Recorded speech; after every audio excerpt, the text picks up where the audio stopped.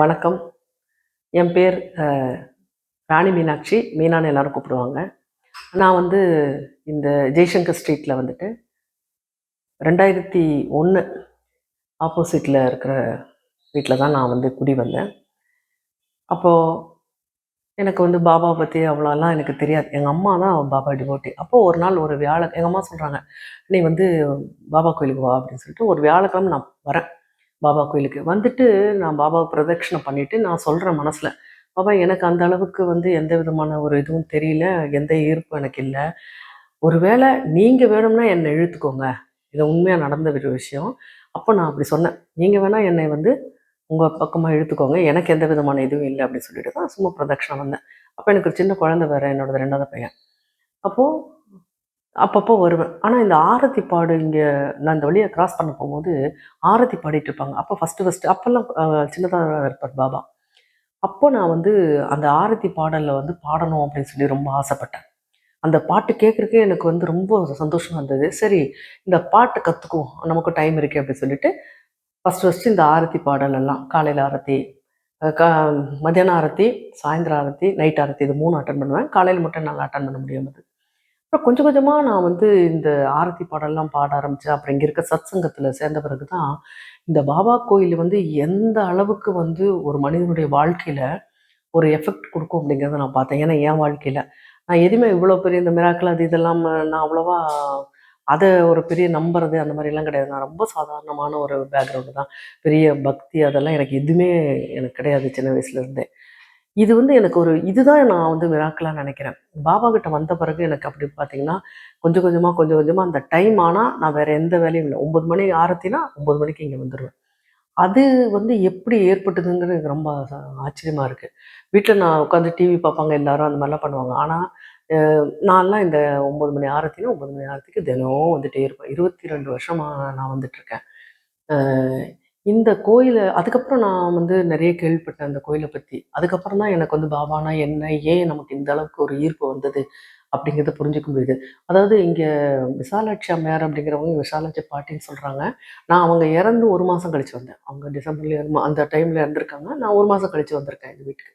அதனால அவங்கள பார்க்கக்கூடிய ஒரு பாக்கியம் எனக்கு கிடைக்கல. பட் அவங்கள பத்தி நான் நெறைய கேள்விப்பட்டம்போது, நான் ரொம்ப மிஸ் பண்ணிட்டேன் அப்படின்னு நான் நெனைச்சேன். அதாவது அந்த அம்மா வந்து ஏற்கனவே அவங்களுக்கும் பாபாவுக்கும் ஒரு நிறைய ஜென்மாந்தர தொடர்பு இருந்திருக்கும் போல இருக்கு.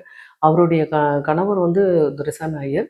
அவங்க 2 பேருமே வந்து இந்த பாபாவுக்காகவே தன்னுடைய வாழ்க்கைய இது பண்ணிட்டு இருந்திருக்காங்க. அவங்க கிட்ட நெறைய மகன்கள் மாரி நெறைய பேரு வந்து கூட இருந்திருக்காங்க பாட்டி கூட.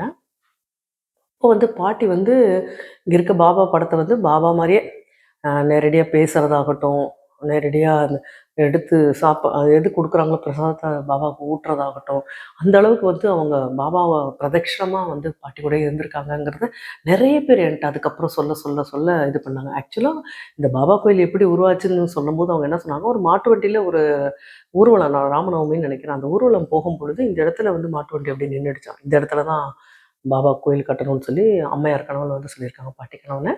பாட்டி வந்து "இது எப்படிப்பா என்னால முடியும் பாபா?" அப்படின்னோன்னே, "பக்திக்காக நான் கட்டுறேன்" அப்படின்னு சொல்லி தான் பாபா வந்து இந்த கோயில கட்டியிருக்காங்க. இதில என்ன விசேஷம்னு கேட்டீங்களா, இந்த கோயில ஒரு தடவ நீங்க வந்து உள்ள வந்துட்டீங்க அப்படின்னா, பாபா உங்கள ரொம்ப ஈர்க்க ஆரம்பிச்சுருவாரு. உங்களுடைய வாழ்க்கையில என்ன நடந்தாலும் நமக்கு பாபா இருக்கார் அப்படிங்கிற ஒரு மன உறுதி நமக்கு வரும். இது என்னோட வாழ்க்கையிலேயே நெறைய இழப்புகள் அம்மா, அப்பா, இந்த மாரி அண்ணா, இன்னும் நெறைய பேத்துடைய இழப்புகளை எல்லாம் நான் சந்திக்கும்போது, அத தாங்க முடியாம அம்மாவுடைய இழப்பெல்லாம் சந்திக்கும்போது தாங்க முடியாம இருக்கும்போது, எனக்கு கூடவே இருந்து பாபா தான் வந்து அந்த தைரியத்த தாங்கக்கூடிய சக்தி ஒரு மனிதனோட வாழ்க்கையில எல்லாமே வரும். பட் அத தாங்கக்கூடிய சக்தி யார் தராங்க அப்படின்னு சொன்னா, நம்மளுடைய குருமார்கள் தான் தருவாங்க அப்படிங்கிறத நான் படிச்சிருக்கேன்.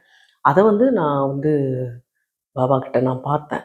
அதேபோல இந்த பாபா கோயில்ல ஒரு இடத்துல ஒவ்வொருத்தரும் அவங்கவங்க இடத்துல உட்காந்து அந்த முக்கியமா அந்த இரவு ஆரத்தி. அப்போ ஒரு கிடைக்கிற ஒரு ஆனந்தம் வந்து அனுபவிச்சு பார்த்தா தான் தெரியும்னு நான் நினைக்கிறேன். அமைதியான அந்த பாட்டு. அது பாடும்போது நமக்கு கிடைக்கிற ஒரு சந்தோஷம் வேற எதுலயுமே கிடைக்காது.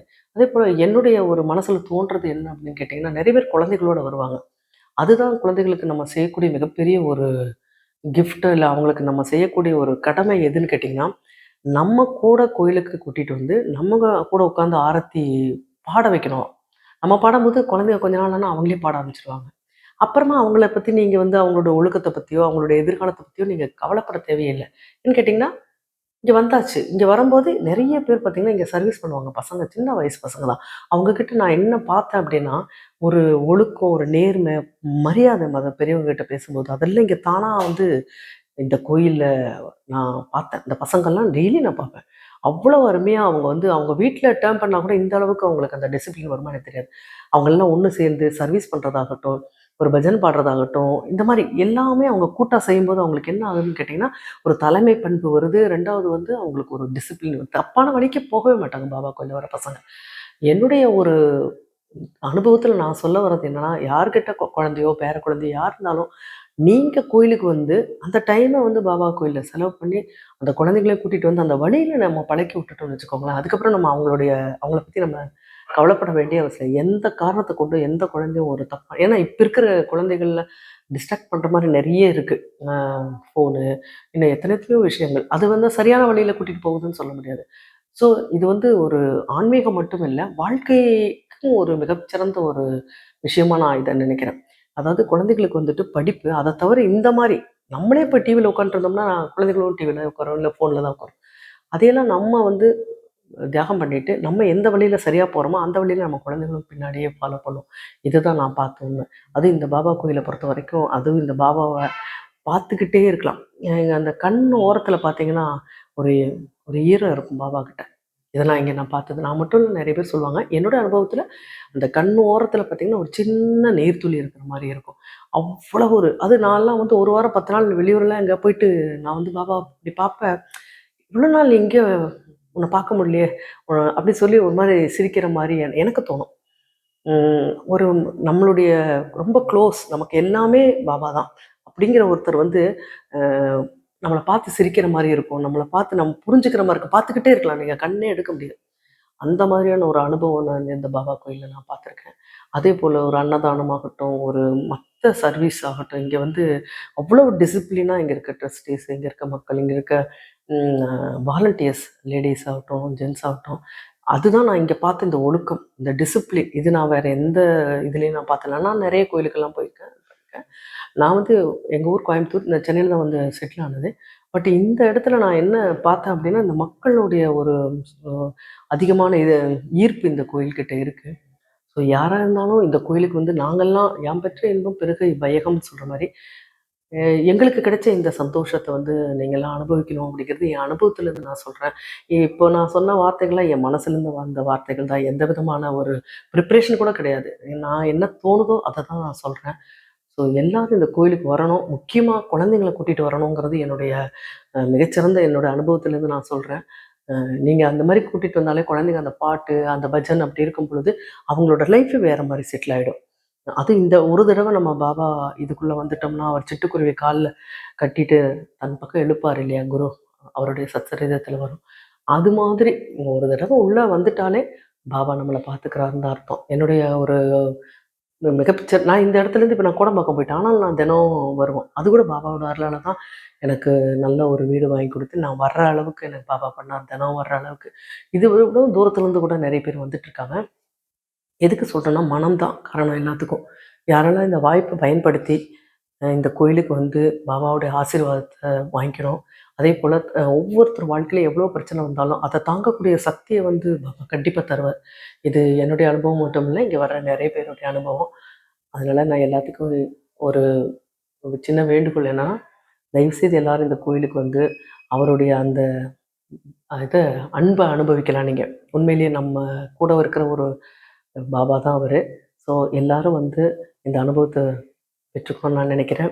அதேபோல இந்த கோயில வந்து நமக்காக இவ்வளோ தூரம் ஏற்பாடு பண்ணி கொடுத்த அந்த விஷாலாட்சி அம்மையார், துரைசாமி ஐயர் இவங்களுடைய ஆசீர்வாதத்தோட இன்னும் நிறைய பேர் குழந்தை இல்லாதவங்க எத்தனையோ பேர் விசாலாட்சி அம்மாவுடைய இத பார்த்து குழந்தை வந்திருக்கு நான் பார்த்துருக்கேன்.